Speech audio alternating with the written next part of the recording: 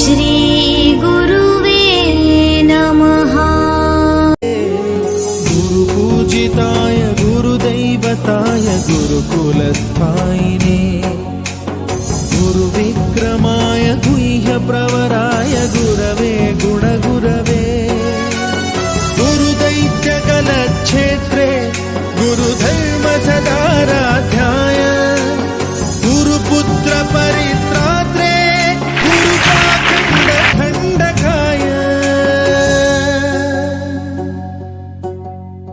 गीतसाराय गीततत्त्वाय गीतगोत्राय धीमहि गूढगुल्फाय गन्धमत्ताय गोजयप्रदाय धीमहि गुणातीताय गुणाधीशाय गुणप्रविष्टाय धीमहि एकदन्ताय वक्रतुण्डाय गौरीतनये